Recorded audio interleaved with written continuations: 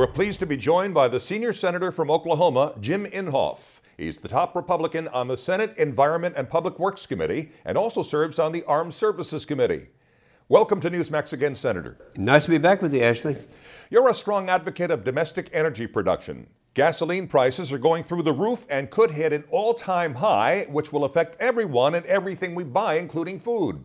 President Obama refuses to lift his drilling ban. What do you say to that? Well, you know, it's far worse than that. And this is the one thing we should all be talking about, because this administration admittedly is trying to kill oil and gas. They're trying to kill oil and gas, not just fossil fuels in general. They want to get them all, but oil and gas. And that's what, when people say that they're going through the roof, let's all think there's not a person watching us now or listening to us that hasn't taken the basic course in supply and demand, and that's something that we need to be looking at. It's just mind-boggling. In a minute, we'll be talking about the cap and trade effort they're having. This is very closely related, because I'm going to read something. It was in the Wall Street Journal last Friday, and this was Stephen Chu speaking on behalf of the president. Now listen to this, Ashley. He said, somehow we have to figure out how to boost the price of gasoline to the levels in Europe that would be, I checked today, and the levels in Europe were $7.80 a gallon. They're saying they want to boost the prices up so that we won't buy as much, and we can then, all this wonderful green energy is going to come in.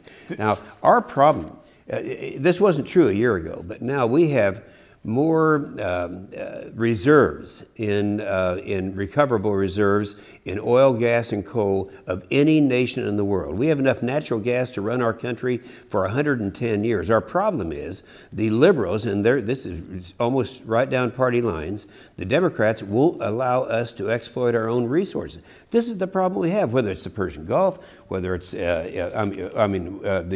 Gulf because of the spill down there, or any of the other places, getting the shale reserves and all of this. They are intentionally stopping us from doing it.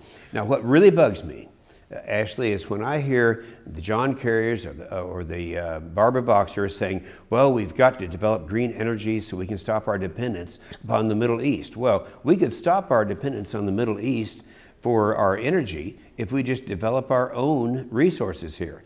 And to have them come up and admit that they're trying to raise the price of gas, I'll tell you, this is no time for them to be doing that, and I hope the people don't forget that. We got to keep that issue alive. Senator, some Democrats favor releasing some oil from the Strategic Petroleum Reserve. Would that help bring down gas prices? No, that's for people who are not willing to open up our own exploration and our own production, they can say that. But when you stop and think about it, the number of barrels that would be released, that would be a one-time shot, and it would be just a fraction of what it would be if we could open up our exploration and in the Gulf, as well as in Alaska, as well as in the western part of the United States.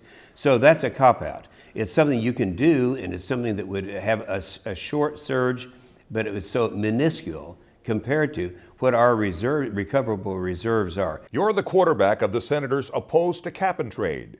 You and your colleague in the House, Fred Upton, have introduced legislation to stop the Environmental Protection Agency from imposing climate change regulations. You see it as a backdoor cap and trade. Please explain that. Oh, absolutely. See, they tried to pass the law for cap and trade. We all watched it. All of our people out there are aware of what it was, of what it would cost the American people. I actually calculated it to my people in my state of Oklahoma. It would cost the average family in Oklahoma who files a tax return over $3,000 a year, and you don't get anything for it. So we were successful.